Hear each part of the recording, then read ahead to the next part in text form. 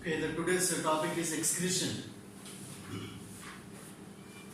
Excretion means waste disposing system. In previous classes, you learn about different life process: nutrition, respiration. So during the nutrition and respiration, we have understood about the metabolic activities takes place in the cells. That means during respiration, the glucose breakdown and energy is produced. In photosynthesis, the simple materials combine and glucose is formed. Along with them, some other products which are harmful and not useful also produced. So how do they are disposed out from the body? That happens in the excretion. If you go to a factory, many useful products can be developed. Along with them, waste are produced. You go to sugar factory, along with sugar, as a byproduct or waste product, molasses is produced.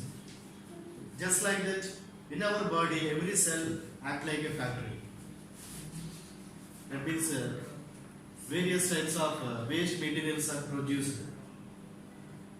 If they retain in the body, organism cannot survive.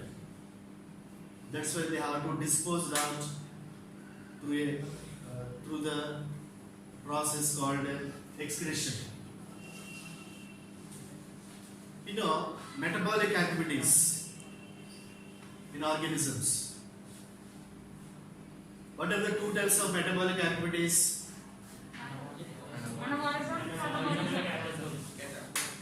Anabolic activities and catabolic activities.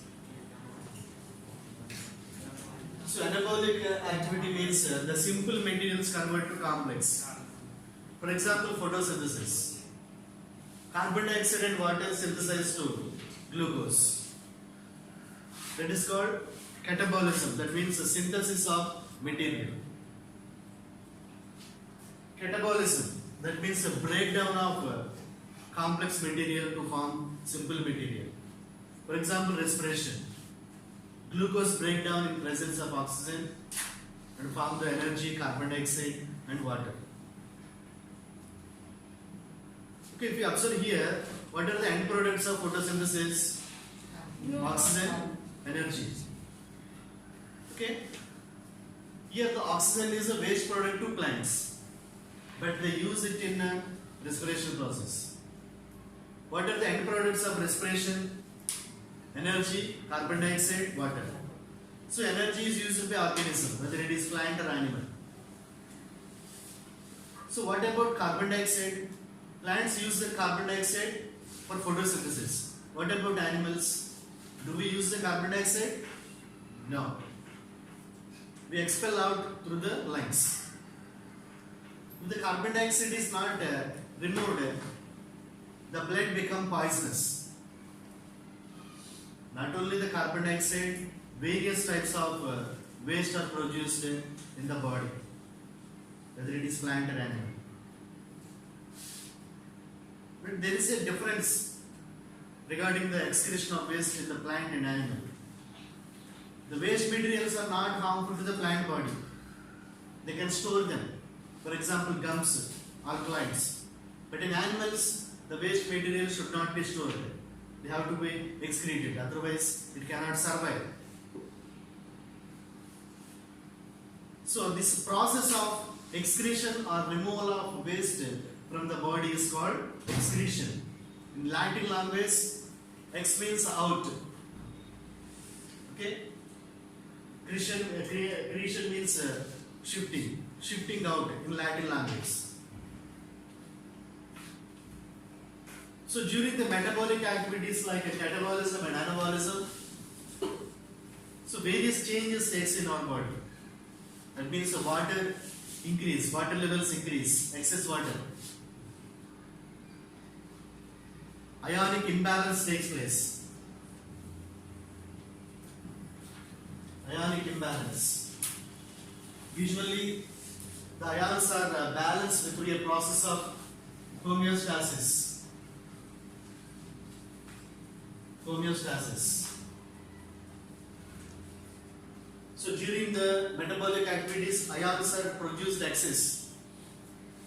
If the excess ions are not removed, that will be harmful to the organism. So excess of water, excess production of ions and salts, they have to be removed from the body. Along with that, nitrogenous waste. Nitrogenous waste is produced in our body during the protein synthesis, mainly protein synthesis. You know, amino acids which are digested in the digestive system used for making proteins. In the process of making proteins, various nitrogenous waste is produced. For example, urea, uric acid, creatinine, ammonia.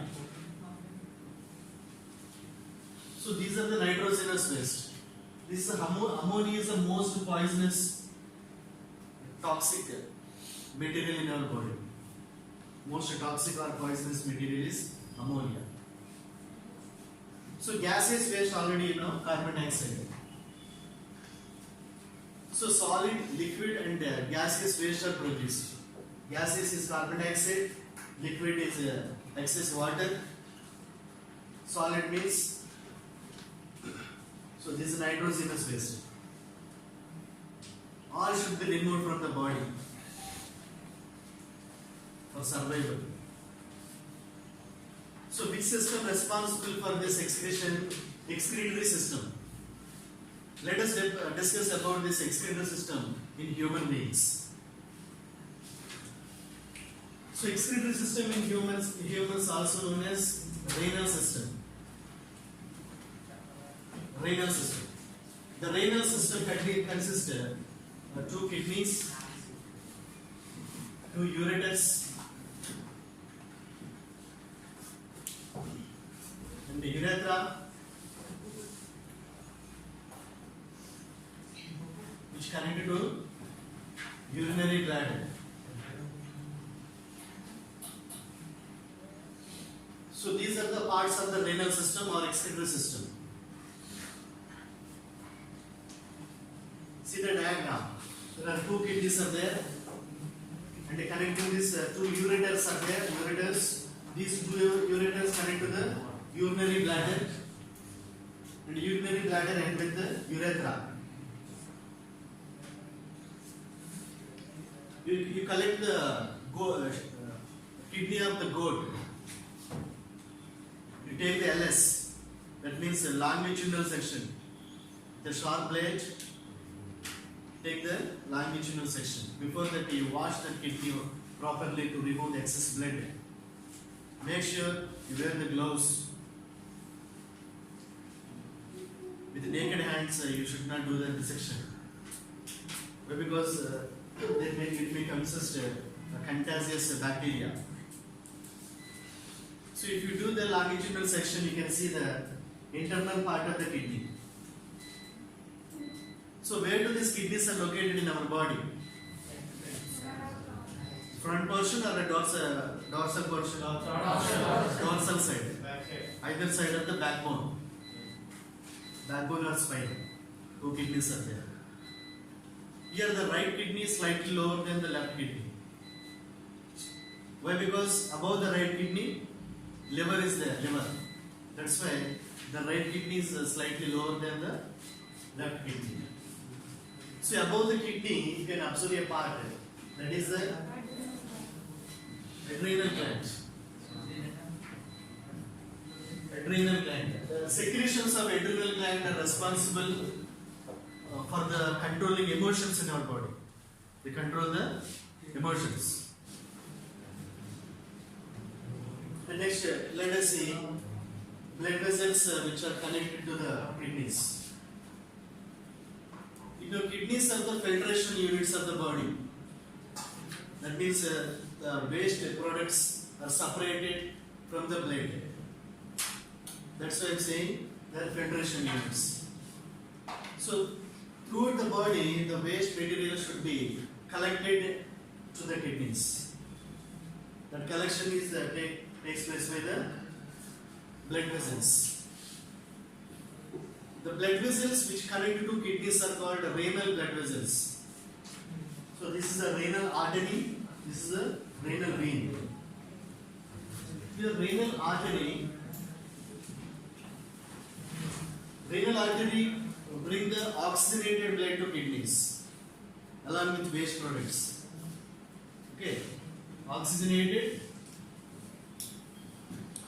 along with waste products. So in the kidneys, the blood is purified. That means the waste are removed. Now again, the renal artery, renal vein collect that blood which is deoxygenated.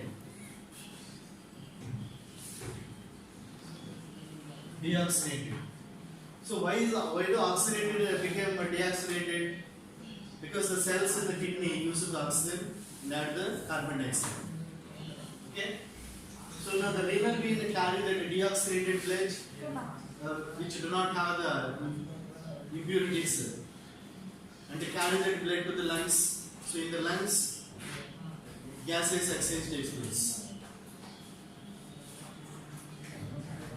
So these are the ureters. Here after filtration, the product is called urine. The urine is collected by ureters and carried to the urinary bladder. And through the urinary bladder, the urine is excreted out. Okay, how this urine formation takes place in the kidneys? To know that, first you have to understand the internal structure of the kidney.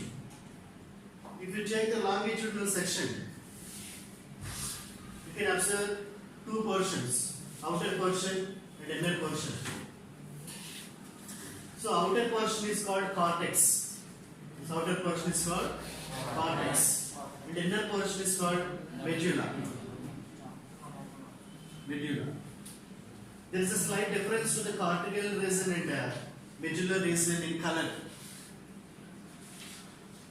So pale red and dark red. In that slight difference is there between the cortex and medulla. Here if you observe in the medulla region, the pyramid-shaped structures are there. They are called calyces. What they are called? Calyces. Or renal pyramids. So these are formed by the collecting ducts of nephrons. What is this nephron? Nephron is a structural unit of the kidney. Okay, alveoli is the structural unit of the lungs. Like that, nephron is the structural unit of kidneys. What is the structural unit of nervous system? Neuron. So here nephron is a structural unit. If you observe, in these pyramid-shaped calyces, the urine formation takes place. The collecting ducts of these nephrons finally enter into the region called pelvis. This is the pelvis region. From pelvis, the urine is enter the ureter. Ureter take that urine to the urinary bladder. If you observe the kidney, the outer region is convex, inner region is concave. Okay, inner portion is concave, outer is convex. So in the middle of the concave part, there is a fissure is there. Fissure. Through that fissure, all the blood vessels and ureters are connected to the kidney. See, this is the renal artery, renal vein, ureter. All are connected at this fissure. The fissure is known as hilus. This is the hilus. So through the hilus, the blood vessels and ureter are connected. So as I said, These calyces are made of structural units of kidney. They are nephrons. So in the nephrons, blood filtration takes place and the urine is formed.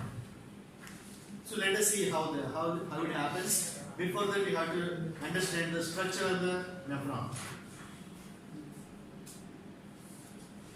See, this entire diagram is the nephron. One nephron. So billions of nephrons are there in each kidney. Billions of nephrons. You might have listened about kidney failures. Kidney failure means the problems in the nephrons only. To understand the structure of the nephron, we can divide it into two parts. One is the Malpighian body, second one renal tubule. First one is Malpighian body.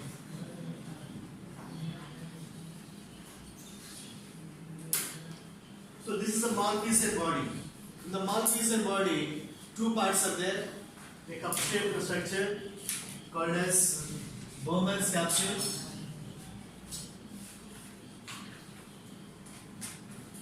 Bowman's capsule.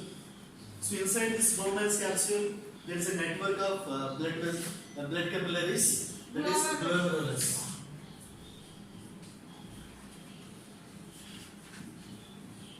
Glomerulus.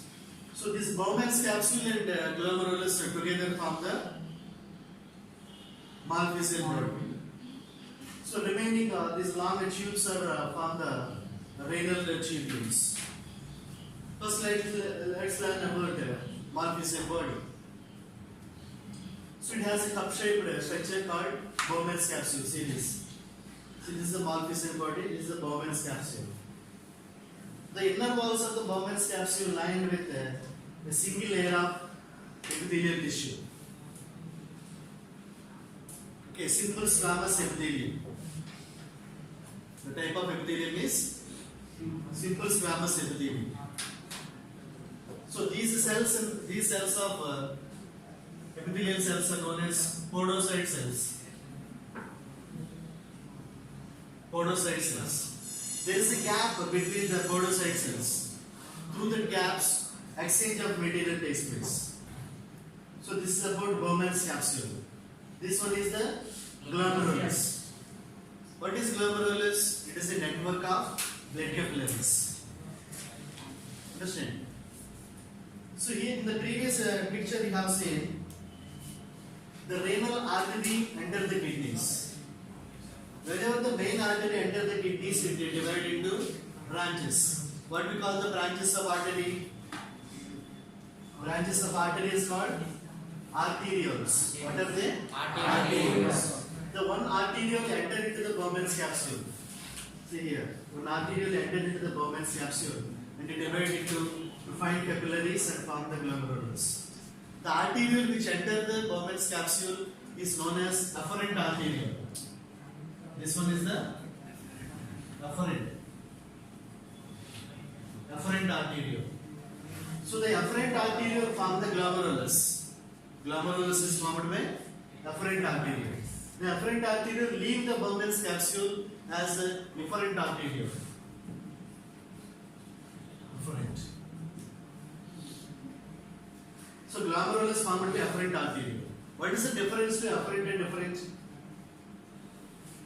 Can you observe the difference? There is a difference in the thickness, right? The efferent arteriole is narrow than the afferent. What is the reason? I said filtration takes place in the glomerulus. For filtration, pressure is required. Pressure. To apply the pressure in the blood, the efferent arteriole has a narrow outlet. This narrowness creates the pressure in the blood of the glomerulus. Due to the pressure, the waste materials comes out from the blood through diffusion process. Okay, through the diffusion process, the waste is separated from the blood. This is called ultrafiltration. So to create the pressure, Efferent arteriole has a narrow outlet. The pure blood is collected by the veins, renal veins. Here, the impurities later turn into urine. So from Bowman's capsule, the primary urine enter into the renal tubule. See, these are the renal tubule. In renal tubule, three parts are there. The tubular part near the Bowman's capsule is called as proximal convoluted tubule.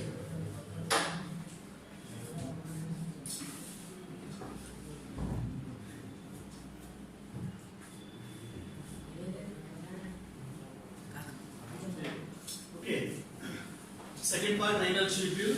The tubule near the Bowman's capsule is known as proximal convoluted tubule, PCT. Okay. The tubule away from the Bowman's capsule. This tubule away from Bowman's capsule is known as distal convoluted tubule, DCT.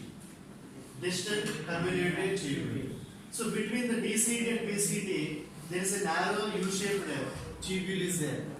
This one is called the loop of Henle. What is this called? Loop of Henle. Loop of Henle. This is narrow. This U-shaped tube, narrow. Connects the DCT and PCT. So finally, this DCT and into the structure that is the collecting ducts. So like this, millions of nephrons are there. All the collecting ducts form this calyces. These calyces are formed by the collecting ducts. These collecting ducts. Okay, what about these red color structures means? They are peritubular network. That means here you see the efferent. This is the efferent arteriole. The efferent arteriole form a peritubular network around the PCT, DCT, and the loop of Henle. It is distributed. Okay. Why? Because again there is exchange of material between the tubules and peritubular network. Peritubular network means capillaries, blood capillaries. So finally, these blood capillaries and form the venules, renal venules. All the renal venules, this one renal venule, this another one. All these renal venules form the vein, renal vein. So renal vein carry the blood to the lungs for purification of gases. Okay.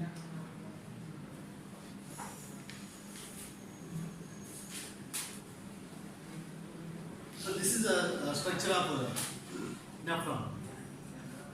So in this lesson you learn about the structure of human excretory system. So it has the two kidneys, two arteries, urinary bladder and urethra. When you see the LS of kidney, the outer portion is cortex, inner portion is medulla. Inner portion medulla. Here the pyramid shaped calyces are formed by formed by the collecting ducts. All the collecting ducts open into pelvis. And the urine enters the pelvis. From there it enters the ureter to urethra, urinary bladder into urethra.